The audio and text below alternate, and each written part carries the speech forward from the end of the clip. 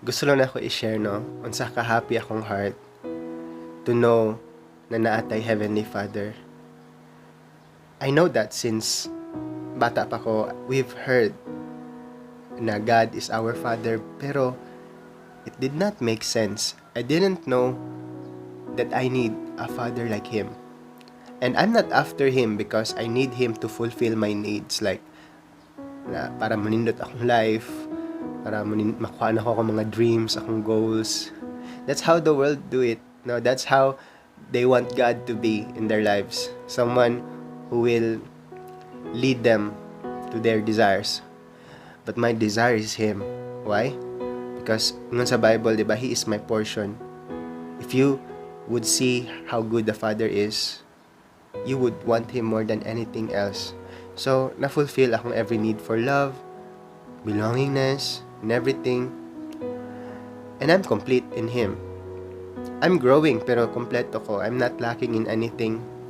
We can live a complete life without kanang lacking anything, walay emptiness sa heart. And I'm not after Him because of my weakness. I'm after Him because I saw something in Him. I saw that His love is strong. And I need to know this kind of love. Kasi kung diri ko niya gihimo, kung diri na image ko niya gihimo, then I need to know who I am. I need to know what I could be like. Kailangan akong mabalaan kung kinsa ko sa iya. Kay tanan akong nabalaan sa akong sarili is kung giunsa ko pagpadako sa world. Because I was born of Adam. Kita born ta sa kay Adam. We are born sinners. And we were nourished by sin all our lives. Ang mga tao around us, they didn't have the love of the Father. That's why wala tayong nakita. No, wala na to nakita ang love sa Father. Naa sila idea sa Father. And that's why dahan kay mga tao bitter. Bitter kay God because they haven't seen God through someone. And God created us to represent Him, but we fall, diba? So ganun, I haven't seen His love in anyone, although naay mga glimpses of love na sa mga tao, but love never fails. The real love never fails, and I want that. I just don't want to talk about that. I want to become that. If that's the image I was created from, then kailangan na to i-pursue.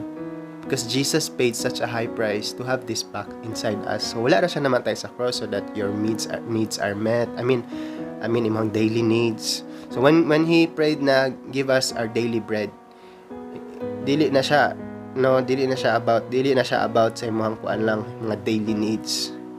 Ana siya sa John 6, He is the bread of life. Give me Jesus today. Give me a portion of Jesus today. So man akong prayer every day na God, give me today my daily bread. Akong ginamin is, God, give me a portion of Jesus today.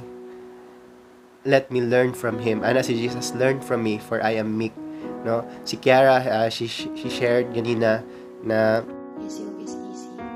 so Lord, I want to take from that. I want to learn from that. Give me my bread. Give me Jesus today because I want to look like Him. I want to relate sa Huang Father just like Jesus would. Because Jesus is our example, diba? No, He showed us what it's like to be a son. He showed us, ipakita ni Jesus sa tuwa kung unsa gid ang anak sa Ginoo. Ug ipakita po niya sa tuwa, no, kung unsa pud ang tao na love sa Father. Like katong pagbaptize sa anak si Lord, this is my beloved Son in whom I am well pleased. God wants to say that, no, sa imuha, no. God wants to tell the world that you are His beloved, na well pleased siya.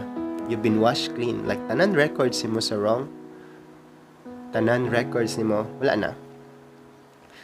And so He gave you this kind of life. I have to know what my Father is like. Okay, so and let's know Him together. So there's pila na lang ka remaining days ani na intimacy ni God, and I'm praying that it gets clearer every time. God is a good Father and He loves you so much and He wants to father you.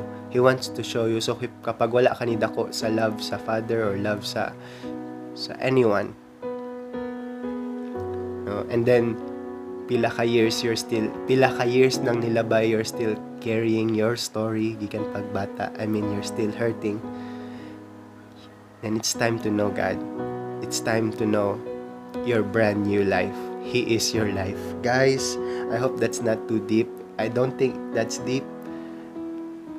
So I want to encourage your heart today. So here's the song for the 8th day. God bless. You never change, oh, but it never gets old. It's the simple truth that I am loved by the one who made the universe at his word. I can't stay the same, oh,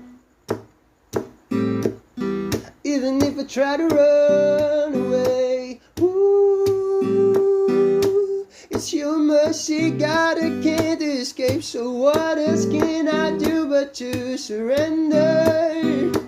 Oh, I never met a love that's stronger than, I never met a love that's stronger than my fear. I'm no longer about to listen to you, 'cause I am not a slave anymore. I've been bought with a price so high, it's greater than this world. God, you're greater than this word.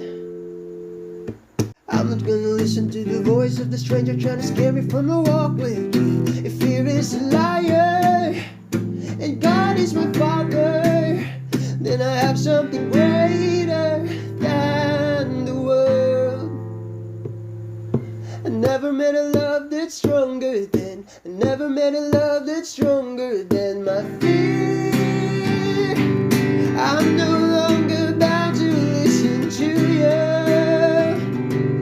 I am not a slave anymore. I've been bought with a price so high, it's greater than this world.